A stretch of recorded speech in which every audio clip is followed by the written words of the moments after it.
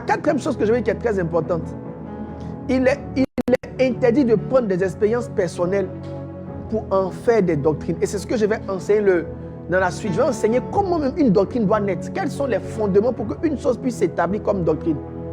Quand vous lisez la Bible, vous pouvez avoir des expériences, des versets qui vous parlent personnellement, qui vont vous donner des méthodes et des manières de faire. Mais vous n'en faites pas une pratique généralisée. Donc, par exemple, si Élisée, par exemple, a joué de la musique et l'esprit a été disposé, c'est vrai que le texte dit que le joueur de harpe, quand il a joué, l'esprit était disposé. Mais le joueur de harpe qui a joué, là, ça ne veut pas dire que dans toutes les églises, il faut de la harpe pour que l'esprit vienne. Je ne sais pas si vous comprenez un peu.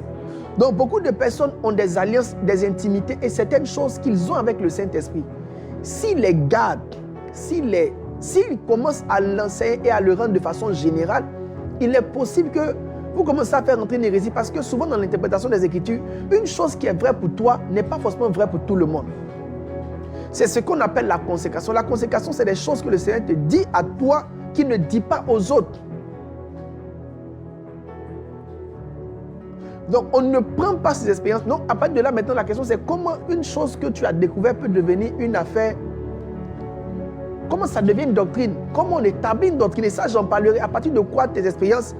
À partir de quoi une chose peut devenir une doctrine? Comment tu distingues une chose qui est une expérience et une chose qui est une doctrine? L'un des premiers fondements, c'est d'abord d'observer Christ et son fonctionnement. Numéro 1, Christ.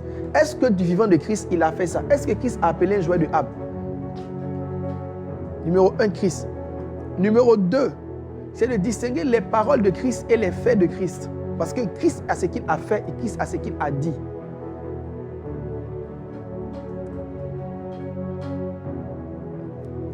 Numéro 3, c'est de revenir en acte des apôtres et de voir ce sur quoi les apôtres ont insisté. Parce qu'en vérité, celui qui enseigne, il dit, regardez ce qu'il a dit. Regardez, donne-moi, quand le consolateur viendra, donne-moi le truc. Je vais vous expliquer une chose. Châtelet. Il dit, mais le consolateur que le Père enverra en mon nom vous enseignera toutes choses et vous rappellera ce que... Donc, il y a beaucoup de choses que Jésus a dites, mais c'est quand l'Esprit est venu que les apôtres ont compris et ont appliqué. Donc, en vérité, pour comprendre profondément ce que Jésus voulait dire, il faut vraiment lire les actes des apôtres.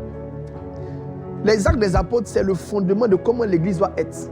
Les bases des choses qui ont été dites. J'en parlerai par la suite. Donc, il est très probable que tout ce qui n'a pas été dit à partir des actes des apôtres ne puisse pas faire objet d'une doctrine. Je parlerai de ça